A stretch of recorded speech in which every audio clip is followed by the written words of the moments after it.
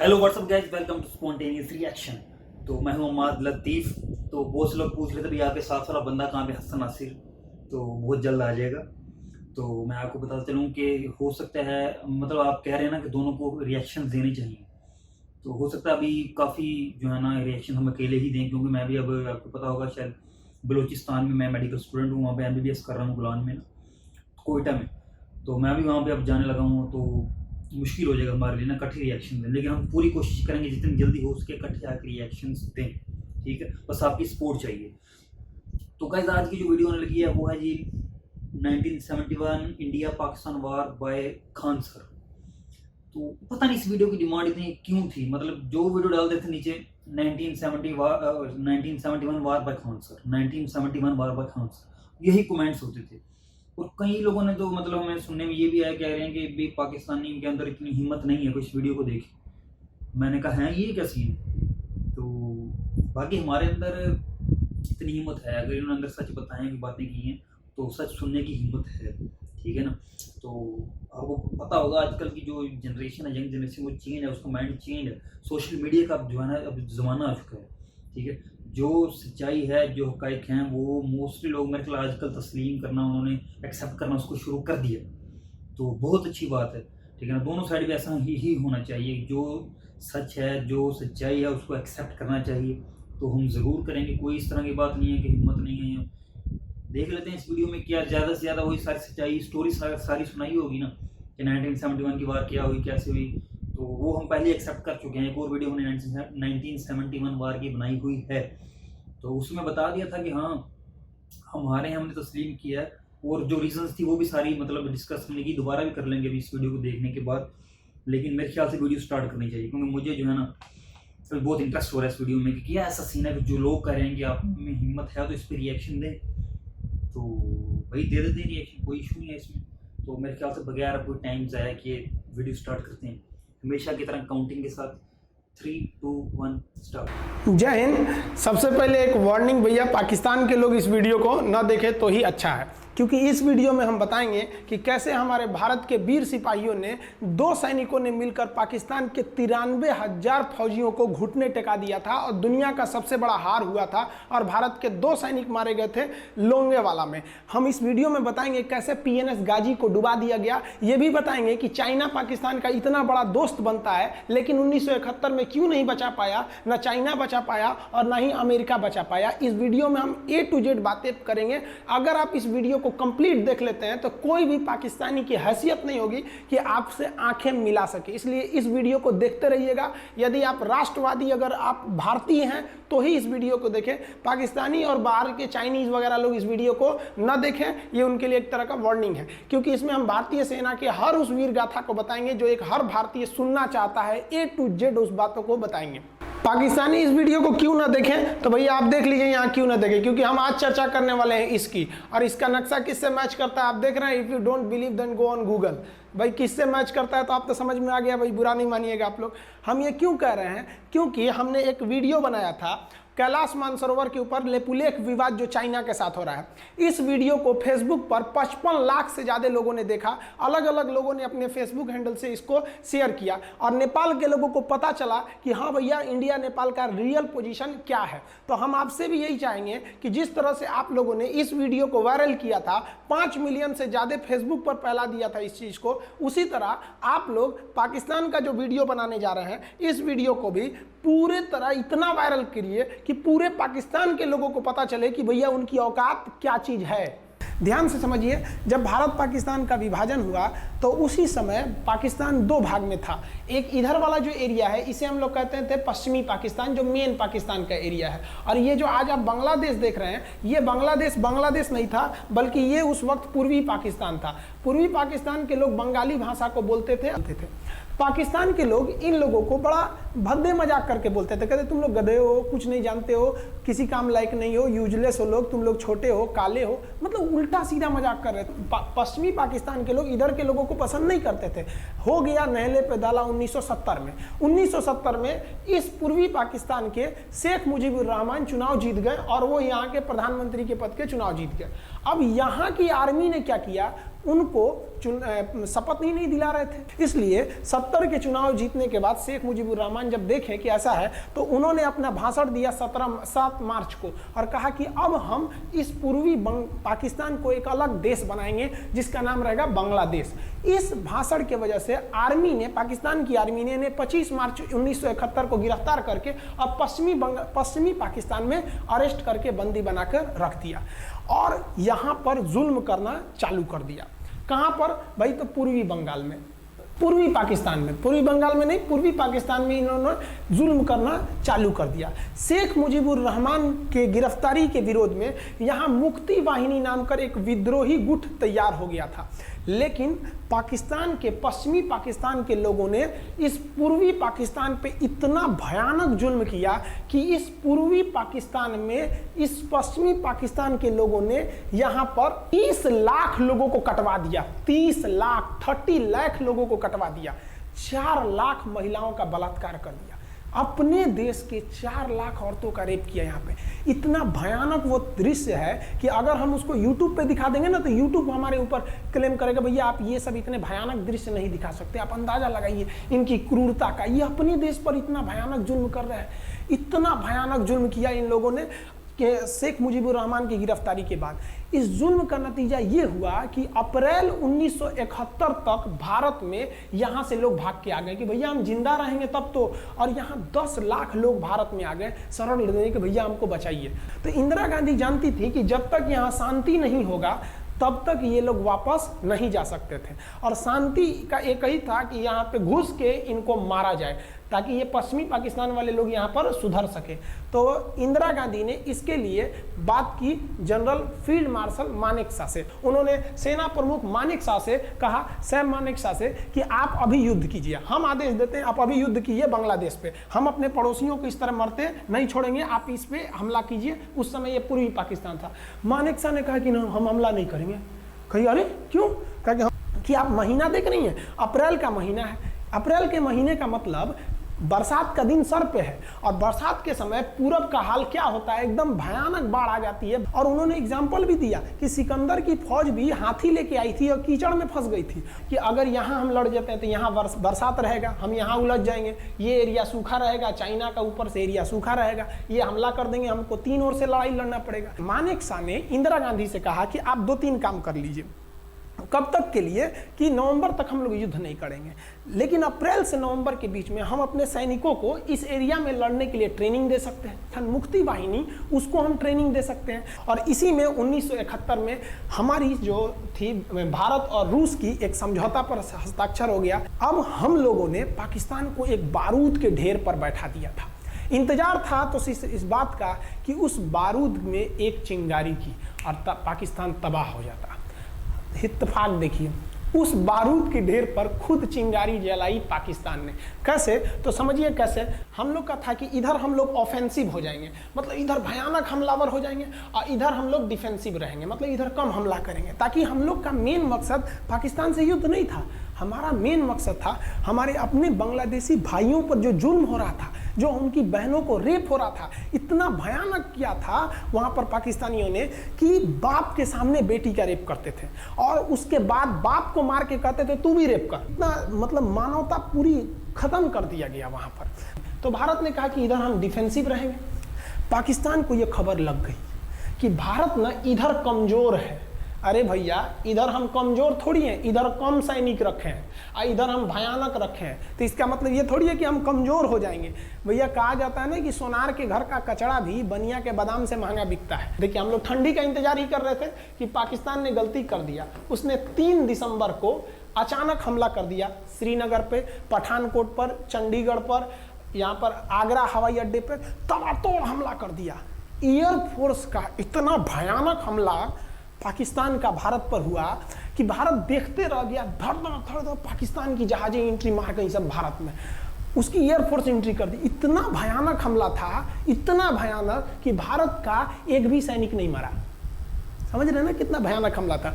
अरे भाई, आप यहाँ पर घुस जाएंगे हमारे देश में तो क्या हो जाएगा भैया? मूस मोटइयन लोढ़ा हुईन, हाथी घोड़ा थोड़े हुईन। भारत तो इसी का इंतजार कर रहा था। देहात में कहावत कहा जाता है कि रोए के रानी तले अखिए खुदा गई। भैया हम प्लाने कर रहे थे कि हमला करने के लिए कि आप हमारे पे हमला करिए दीजिए। अब विश्व का भी दबाव नहीं आएगा हमारे ऊपर कि भैया हमला तो आपने किया है, अब हम लोग छोड़ेंगे नहीं भारत। एकदम दृढ़ निश्चय कर लिया। इसी बीच पाकिस्तान को एक खतरनाक खबर लग गई। क्या थी खबर भाई? तो देखिए, पाकिस्तान को खबर लगी कि भारत की ज़्यादातर फौज इस पूर्वी पाकिस्तान की ओर डिप्लॉयड है और यहाँ राजस्थान के जैसलमेर जिला में एक जगह है लोंगेवाला। उस लोंगेवाला में केवल और केवल 120 फौजी हैं। और अगर पाकिस्तान ने सोचा कि 120 फौजियों को हम रातों रात मार देते हैं तो उस समय एयरफोर्स रात में लड़ाई नहीं कर सकती थी, इसलिए इन्होंने लोंगेवाला में एंट्री मार दी। पूरी भयानक टैंक लेकर, फौज लेकर, इन्फेंट्री लेकर, और उसको वो लोग लोंगेवाला में घुसने के लिए चल दिए। और लोंगेवाला में भारत के पास केवल 120 सिपाही थे, केवल 120, और उन पर वो हजारों की संख्या में टूट पड़े। लेकिन घबराना नहीं चाहिए, क्योंकि चींटियां तादाद में कितनी भी क्यों ना हो जाए, गन्ना घसीट के नहीं ले जा सकती हैं। लोंगेवाला में जो ड्यूटी थी उस समय कुलदीप सिंह चांदपुरी जी का। कुलदीप सिंह चांदपुरी सरदार हैं, आप देखे होंगे बॉर्डर मूवी में इनका रोल सनी देओल ने किया है। अब ये कुलदीप सिंह, ये भैया पंजाबी सिख, अब ये लोग 1.25 लाख से नीचे कुछ सोचते ही नहीं है। चिड़िया नू में बाज लड़ावा, गिदड़ नू में शेर बनावा, और 1.25 लाख नू एक लड़ावा, तब गोविंद सिंह नाम रखावा। खबर आया कि आपसे जो लड़ने आ रहे हैं ना पाकिस्तान की ओर से, वो ब्रिगेडियर तारिक मीर आ रहा है। उसके पास टैंक है, 2800 फौज है, बहुत ही तेज रफ्तार से आ रहा है। आपके पास केवल 120 जवान है कुलदीप सिंह, आप पीछे हट जाइए, आप पीछे हट जाइए, क्योंकि आपको हम ना, आप बहादुर हैं इसमें नो डाउट, लेकिन आप कैसे लड़िएगा उतनी भयानक फौज के पास यहाँ। उन्होंने कहा खालसा सिख है, नहीं हट सकते हम दिखा देंगे कि हम 120 भी उन पर क्या पड़ेंगे, भारी पड़ेंगे। इनके पास ना ही टैंक को उड़ाने के लिए कोई संसाधन थे, टैंक को मारने के लिए एक जीप पर लगा हुआ छोटा सा तोप था, और इनके पास 3 ठो माइंस लगे थे। माइंस समझते हैं आप लोग? टैंक जो होता है ना बम, उसको उड़ाने के लिए माइंस लगाए जाते हैं। तो देखिए ध्यान से, ये है माइंस, ये माइंस होते हैं। इस पर अगर टैंक चढ़ता है ना तो टैंक ब्लास्ट कर जाता है। तब इन्होंने दिमाग लगाया। इन्होंने क्या किया, जो खाली रेगिस्तान था ना उसमें ना आगे की ओर 3 ठो ओरिजिनल माइंस को लगा दिया, और जो खाना खाने वाला टिफिन होता है ना 4 खंदे वाला, इसे, उस टिफिन को इन लोगों ने रातों रात ना बिछा दिया ऐसे लाइन से। देखिए लाइन से पाकिस्तान की टैंक आई तो शुरुआत में तो भैया ओरिजिनल माइंस था, धड़ाम से लगा, पाकिस्तान की टैंक उड़ गई। पाकिस्तान का एक टैंक उड़ा, फिर दूसरा उड़ा, तीसरा उड़ा, पाकिस्तानी एकदम डर गए सब। ब्रिगेडियर तारिक मीर कहें कि भैया यहाँ तो माइंस लगा के रखा है इन लोगों ने, एक काम करो इंजीनियरों को बुलाओ, पूरा माइंस निकालो। अब ब्रिगेडियर जो हमारे मेजर कुलदीप सिंह थे, ये जानते थे कि बाबू अगर हम तुमको रात भर रोक दिए ना तो सुबह हमारी एयरफोर्स आएगी, तुमको जिंदा नहीं छोड़ेगी। इसलिए इन्होंने पूरा टिफिन बिछाया था। इन पाकिस्तानियों ने 6 घंटे लगा दिए उनको निकालने में। इंजीनियर आते थे तो डर के मारे टिफिन निकालते थे, अरे बाप रे बाप, और टिफिन में तो ईंटा पत्थर भर देते थे और डर के ले जाते, अरे भागो भागो भागो, माइंस है। इसको लगाते लगाते इन लोगों ने पूरी रात बिता दी। 3 बज गया। 3 बजे इनको पूरा सन्नाटा दिखा कि भैया ये तो टिफिन है, ये रेगिस्तान में ये तो टिफिन है।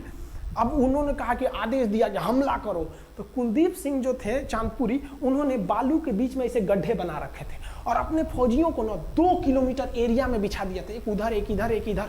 तो चारों ओर से फायरिंग होती थी। पाकिस्तानियों को लगी ना कि भैया हमको गलत इंफॉर्मेशन मिल गया है, 120 गो मिल के ऐसे थोड़े मारेगा सब। सोच रहा हूँ उधर से गोली इधर से गोली, धड़ाधड़ बम गोला दारू सब चल रहा है यहाँ पर, इतना भयानक कहीं कोई 120 आदमी मिल के ऐसे मारता है?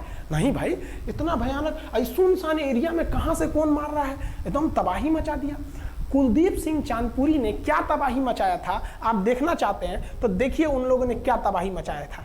ये है पाकिस्तान का टैंक, ये धज्जी उड़ गया था टैंक का, थुथुर तूर दिया इसका यहाँ पे। ये देखिए टैंक का, पाकिस्तानी देख रहे हैं कि भैया सब चक्का उक्का फेंका गया। बताइए ये चांदपुरी साहब को ऐसा करना चाहिए? ये कोई वीडियो गेम खेल रहे हैं, मार के धज्जी उड़ा दिया। अरे पाकिस्तान बच्चा है, अपने बच्चा है, बिगड़ गया, आराम से मारिए। ऐसे एकदम धज्जी उड़ा दिए हैं बेचारा सबको। पाकिस्तान के टैंक को धज्जी उड़ा के उस पर भारतीय सैनिक खड़ा होकर फोटो खिंचवा रहा था। फोटो खींच। उस समय सेल्फी नहीं था ना, तो आगे से फोटो खींचना, फोटो खींच। यहाँ पे आने वाली पीढ़ियों को ये प्रेरणा देगी। बताइए इतना सुंदर गाड़ी लेके आया था पाकिस्तान मारने के लिए, हाँ बेचारा ऐसे मारा जाता है? हाँ अरे ब्रिगेड मेजर साहब आप भी, बच्चा है, बच्चा को थोड़ा आराम से मारिए। देखिए इसका थोबड़ा बिगाड़ दिया गाड़ी का। ओहो, ऐसे नहीं मारना चाहिए, लेकिन क्या कीजिएगा, बच्चा बिगड़ जाता है तो धोना ही पड़ता है। ये हाल कर दिया रात भर में, सोचिए रात में इतना बुरा मारा, दिन में दिखता तो कुछ डाल रहा पूरा, एकदम भयानक तबाही मचा दिया मेजर कुलदीप सिंह चांदपुरी ने। इनके आगे कौन खड़े थे? ब्रिगेडियर पाकिस्तान के ब्रिगेडियर साहब को कहने लगी भैया ये तो बहुत बुरा मार रहा है सब। तब तक हो गया सुबह, और सुबह के वक्त हमारे जो हंटर जहाज थे, उस समय जो जहाजें थी वो हंटर जहाज थी। ये हंटर जहाजें रात में नहीं उड़ सकती थी, लेकिन दिन में उड़ सकती थी। रात भर तक कुलदीप सिंह चांदपुरी ने ऐसा कूचा पाकिस्तानियों को, इतना कूच दिया कि भोर हुआ तो बाकी का कसर पूरा कर दिया हमारे हंटर विमानों ने। ये हंटर विमान जब आए सब, तो इतना भयानक तबाही मचाए सब पाकिस्तान के जहाजों का कि आप हुलिया देखेंगे ना, पाकिस्तान के टैंक का ऐसे पड़ गया, ये सब टैंक पूरा तबाह हो गया, सब पूरी तरह ध्वस्त हो गया इतनी भयानक युद्ध में। 3 तारीख को पाकिस्तान ने हमले की शुरुआत की और ये 4 तारीख का शकल देखिए पाकिस्तान का। इतना भयानक धज्जी उड़ा दिया पाकिस्तान का जिसका कोई हद नहीं। पाकिस्तानियों को दुम दबा के भागना पड़ा। ब्रिगेडियर साहब भागे, कहें कि भाग भैया न तो ये सब जान ले लेगा सब। हम लोगों ने पाकिस्तान के टैंकों को अपने यहाँ रख लिया है म्यूजियम में। आज भी जाके देखिएगा ना तो इन टैंकों को डर के मारे पाकिस्तानी छोड़ के भाग गए कि भागो भाई यहाँ पर। ये 120 जवानों का जलवा था। और पाकिस्तानी कहते हैं कि हिंदुस्तान के लोग क्या लड़ेंगे। अरे भैया हम चीन पे वीडियो बनाए थे, आप पे नहीं बनाए थे, जो आप लोग हम लोग को बोल रहे थे कि पाकिस्तान हिंदुस्तानियों की औकात नहीं। देखिए अभी हम आपको औकात दिखाते हैं आपकी। ये आपका टैंक है, आके ले जाइए, हिम्मत है तो लेके जाके दिखाइए यहाँ पर। हाल तो ये हो गया था ना कि हम लोगों ने जो पाकिस्तानियों की जान ली थी ना, डर के मारे वो लाश उठाने नहीं आए थे, लाश को गिद्ध खा गए थे सब। हम लोग बोल रहे थे कि भैया हम गोली नहीं चलाएंगे, लाश लेके चल जाओ। फिर हम नहीं जाएंगे, तुम लोग रेगिस्तान को कब्रिस्तान बना दिए हो। रेगिस्तान को कब्रिस्तान हम लोग हमला करने आए थे, शुरुआत तो तुमने किया था यहाँ पे। तो ये गिद्ध खाए थे सब, सफाई उफाई का काम ये किए थे सब। अब पाकिस्तान हम लोग को धमकी देता है। आज भी वो नहीं सुधरे हैं। आज भी हमने जो चाइना पे वीडियो बनाया था उस पर वो हमको धमकी देता है कि भारत की आर्मी कुछ नहीं कर सकती। अरे भैया आप सोचिएगा भी मत, अभी के समय में तो मत सोचिएगा। जानते हैं क्यों? देख लीजिए इधर अभी कौन बैठा है भारत में, समझ में आ रहा है? आप लोग तो पहले पाकिस्तान वाले लोग इस बात पर रिसर्च कीजिए कि इनमें ज़्यादा खतरनाक कौन है आपके लिए। हमको तो यही ज़्यादा खतरनाक लगते हैं भाई, समझ में आया आप लोग को? तो अभी देखिए ध्यान से, यहाँ पर पाकिस्तान ने जो हार हुई थी लोंगेवाला में, ये हार में पाकिस्तान की तो कमर टूटी और पाकिस्तान का पूरा मनोबल टूट गया कि ससुरा 120 को मिल के ऐसे कैसे धो दिया सब। बताइए इतना भयानक धो जाता है। तो ये शुरुआत तो इन्होंने किया 3 तारीख को, 4 तारीख को हमने धो दिया। अब बचा नेवी कहे कि भैया आर्मी को मौका दिए, एयरफोर्स को मौका दिए। रात में आर्मी धोई, सुबह में एयरफोर्स धोई, हम नहीं धोएंगे क्या? हम भी धोएंगे। नेवी कब पहुंची? 5 दिसंबर 1971 को कराची पहुंच गई। और कराची में जब पहुंची ना तो कराची को तबाह कर दिया। इतना भयानक बम्बार्डमेंट किया कराची पर कि कई दिन तक कराची बंदरगाह पर आग लगा था। और कराची बंदरगाह को तो उन्होंने ऐसा धज्जी उड़ाया जिसे लग रहा था सिंधु सभ्यता बना दिया उनको। तो पाकिस्तान की, पश्चिमी पाकिस्तान का कमर टूट गया।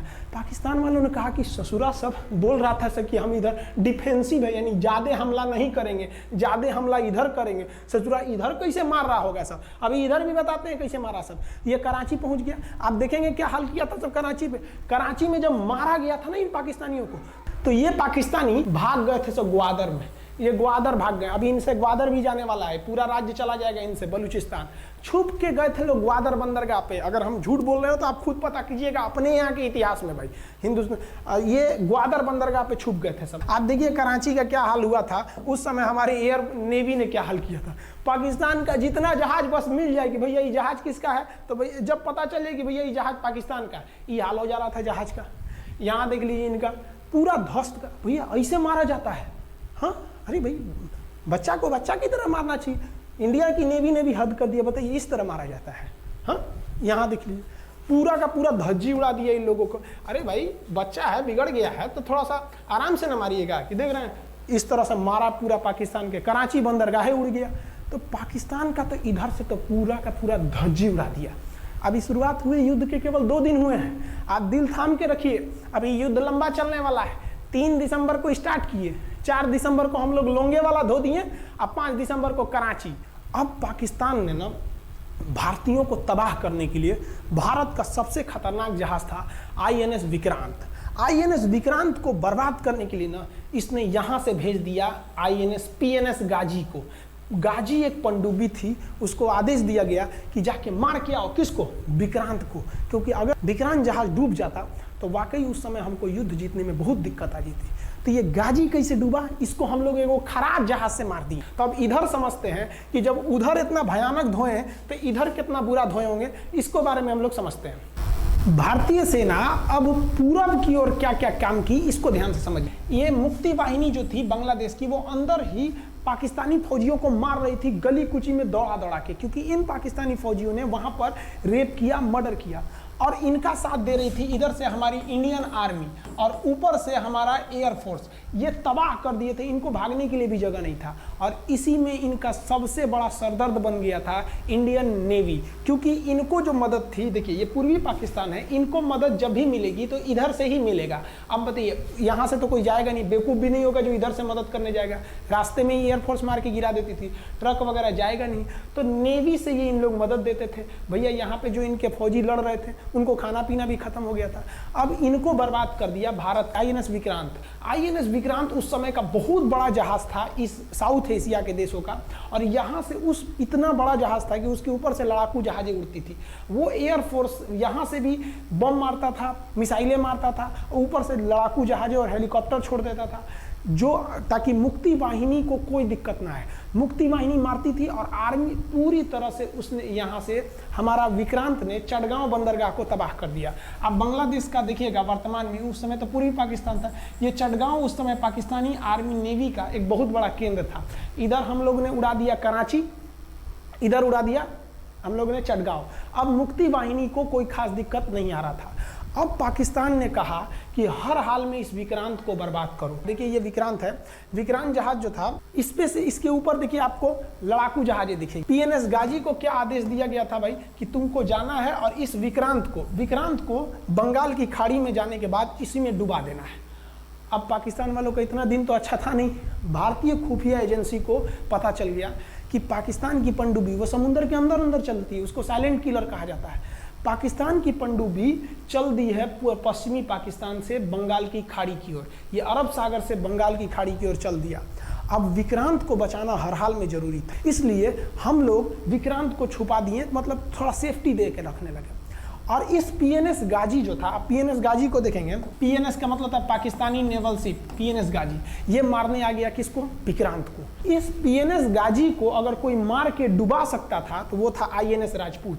लेकिन ये जो आईएनएस राजपूत आप इमेज में देख रहे हैं, ये उस समय समस्या क्या था इस आईएनएस राजपूत के साथ, क्योंकि इसके इंजन में कुछ खराबी आ गई थी और ये बिगड़ गया था, और बिगड़ के इसको विशाखापट्टनम पे बनाया जा रहा था, रिपेयर किया जा रहा था, इंजन ही गड़बड़ हो गया था। तो भारतीयों का यहीं पे दिमाग काम आया। भारतीयों ने सोचा क्यों ना हम पीएनएस गाजी को खुद बुला के लाएं, कहां पर? विशाखापट्टनम पे।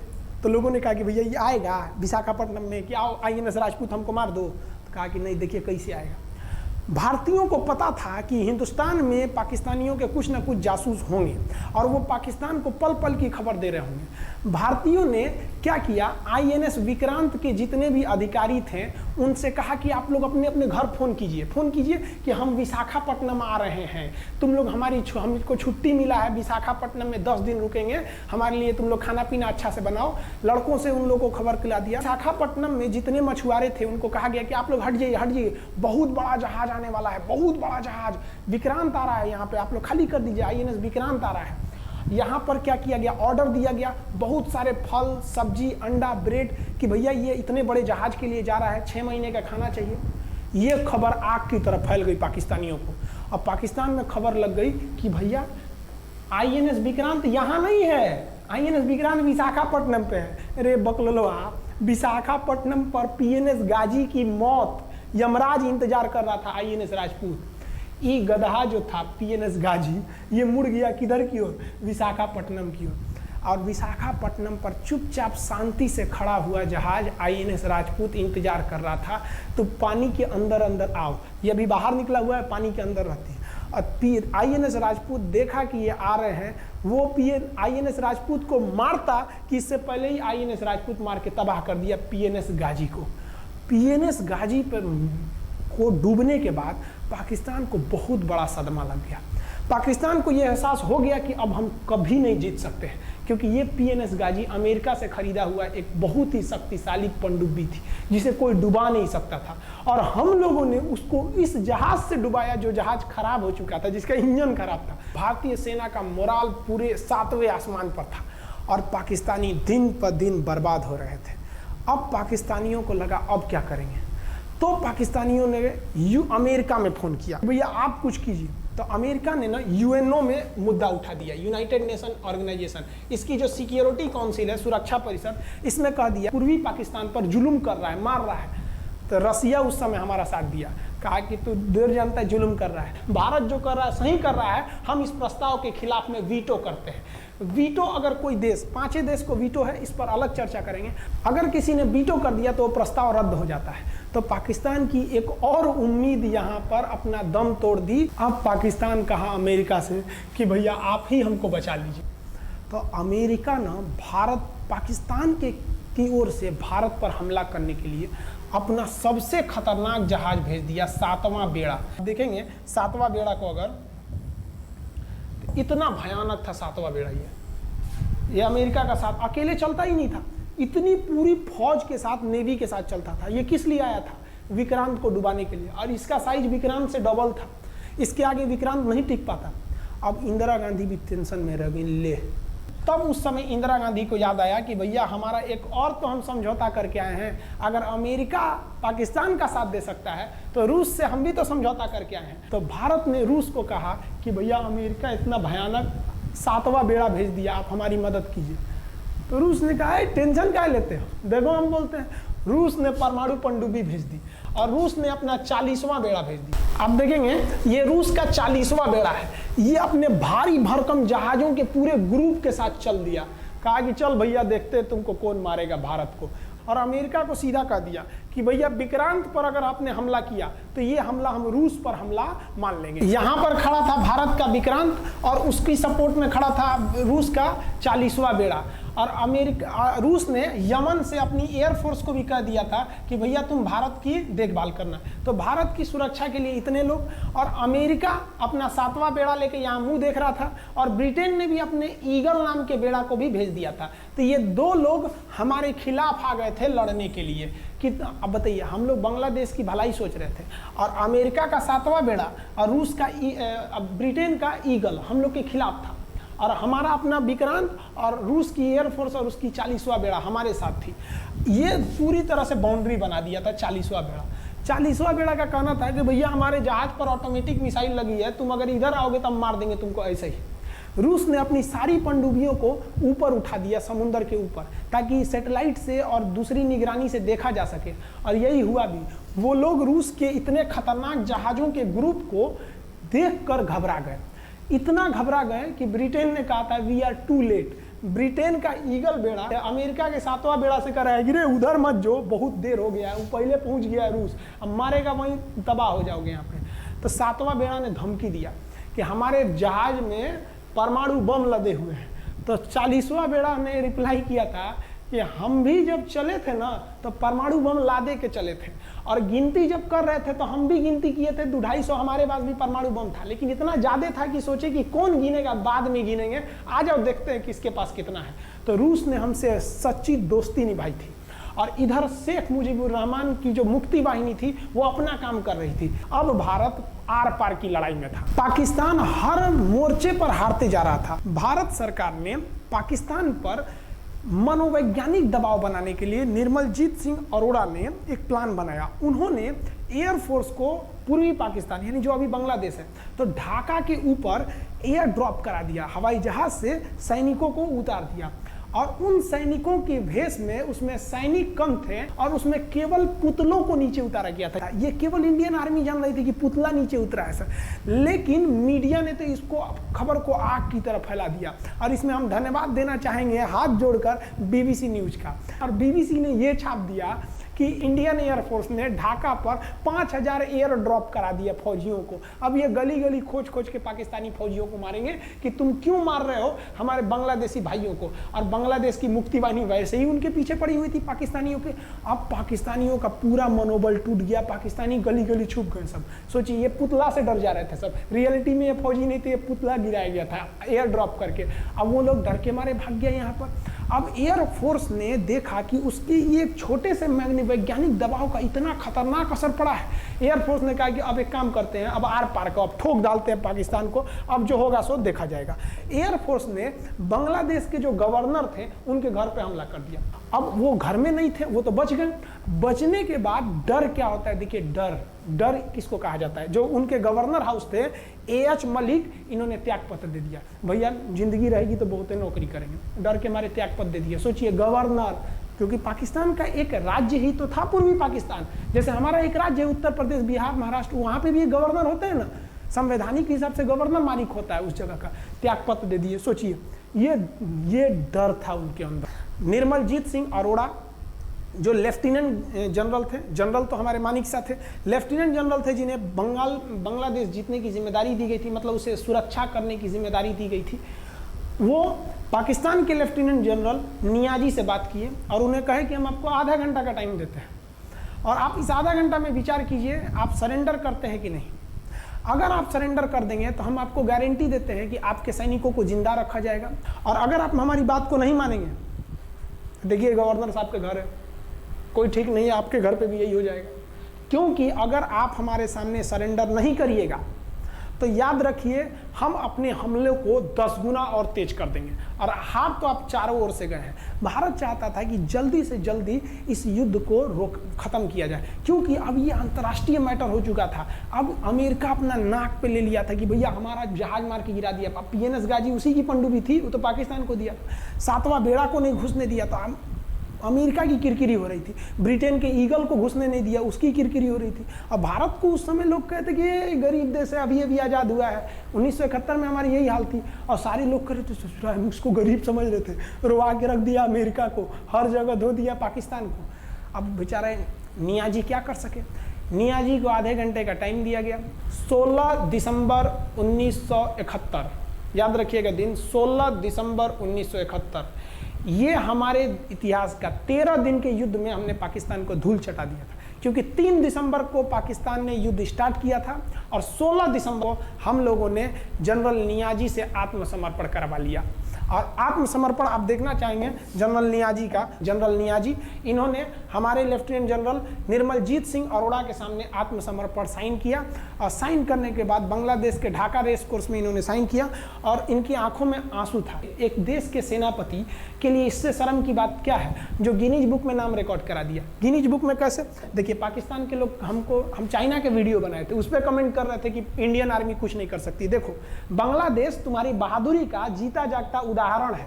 तुम्हारे यहाँ का 93,000 फौज, सोचिए 93,000 सैनिक पूरी दुनिया में आज तक आत्मसमर्पण नहीं किया। ये 93,000 लोगों ने आत्मसमर्पण कर दिया। देख लीजिए, ये अपना बंदूक फेंक दिए, अपने स्टार नोच के उतार दिया कि भैया हम लीजिए आत्मसमर्पण कर रहे हैं, बेल्ट उतार के दे दिया, अब चलिए जहाँ ले जा रहे हैं, जितना लाठी मारना है हमारी, आत्मसमर्पण। ये वही पाकिस्तान है, याद रखिए। आप याद कीजिए, हमारे 120 सैनिकों ने आपको धूल चटा दिया था लोंगेवाला में। केवल 2 सैनिक मरे थे लोंगेवाला में, और पूरी की पूरी आपको भगा दिया था 4 दिसंबर को ही। और आप याद कीजिए, बहुत बहादुर बनते हैं ना, 93,000 फौज आपकी हार के गई है यहाँ से। इतना बड़ा हार दुनिया में आज तक कहीं का नहीं हुआ है। 93,000 सैनिक सरेंडर करके गए हैं भारत के सामने से। क्या बात कीजिएगा आप हमारे सामने। तो ये है, गिनीज बुक में नाम है। ये तो है भैया पाकिस्तान की आर्मी, एक तरह से गिनीज बुक में नाम है ना जी। भले हारने से नाम है तो क्या हुआ, पाकिस्तान के लिए इससे खुशी की बात क्या हो सकती है कि भैया गिनीज बुक के नाम है। अब इन लोगों को जेल में बंद कर दिया गया। बाद में हम लोगों ने इन्हें छोड़ भी दिया था। और इस सरेंडर के बाद बांग्लादेश के जो मुक्ति वाहिनी थी, उसके चेहरे पर यह मुस्कान थी कि बांग्लादेश अब स्वतंत्र हो गया। ढाका इंदिरा गांधी का स्टेटमेंट था, ढाका स्वतंत्र राजधानी है स्वतंत्र बांग्लादेश की। ये खुशी थी बांग्लादेशियों के चेहरे पर, जिनकी बहनों की इज्जत आबरू लूट ली गई थी उन्हीं देश की फौजियों के द्वारा। जिनके ये जो नियाजी थे, जब इन्हें लेफ्टिनेंट गवर्नर बना के भेजा गया था बांग्लादेश में, तो ये नहीं पूछे थे कि बांग्लादेश का स्थिति क्या है, ये पूछे थे कि जिन लड़कियों का रेप हुआ है वो कहाँ है, सब दिखाओ तो, मतलब ये भी जाके करेंगे, ये हाल था। ये इनके चेहरे पे मुस्कुराहट थी। बाद फिर मुजीबुर रहमान को पाकिस्तान से स्वतंत्र कराया गया। भारत ने जो अपना वादा किया था कि शेख मुजीबुर रहमान को स्वतंत्र करेंगे, बांग्लादेश को स्वतंत्रता दिलाएंगे, उनके अधिकारों के लिए लड़ेंगे, भारत ने अपने वादा को पूरा किया। आज शेख मुजीबुर रहमान की बेटी शेख हसीना बांग्लादेश की कमान संभाले हुई हैं। शेख हसीना, जब हमको याद है जब वो भारत आई थी तो एयरपोर्ट पे, तो मोदी जी एयरपोर्ट पर रिसीव करने गए थे, जबकि ऐसा नहीं होता है।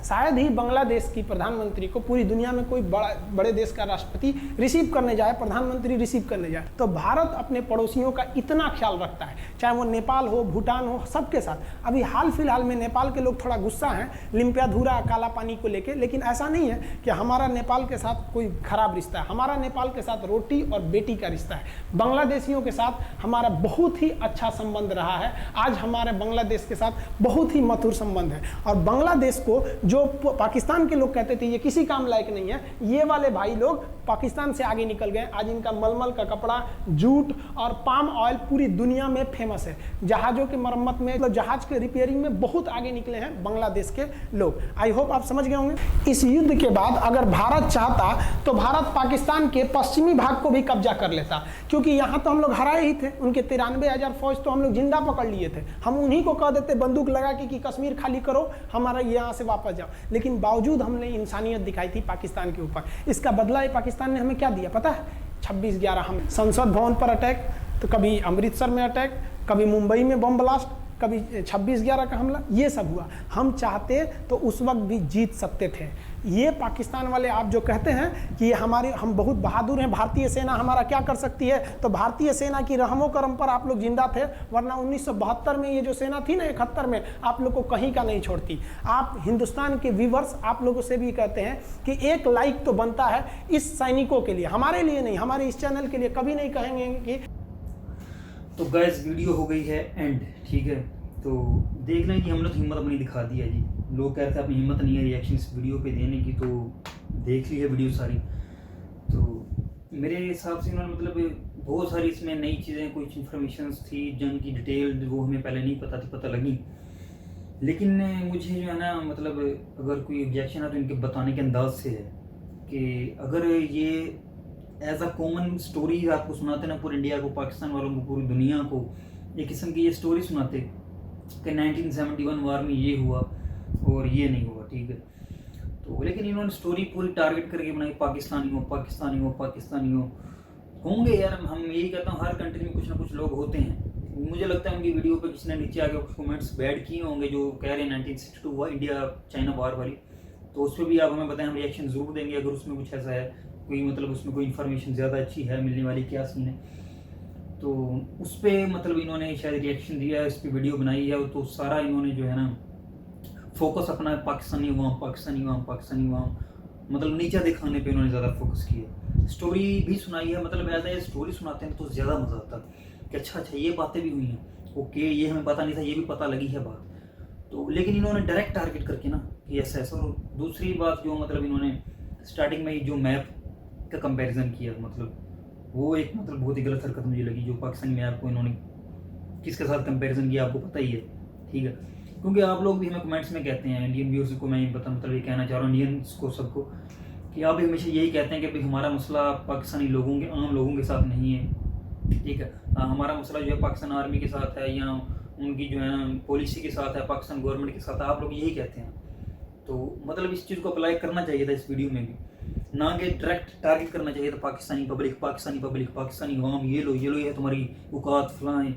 मतलब कुछ कॉमन वर्ड्स या जो है ना लाइट वर्ड यूज़ करके बहुत अच्छी स्टोरी भी सुनाई जा सकती थी। तो खैर हमने आपका जो है ना डिमांड आपकी पूरी की, वीडियो को सुना।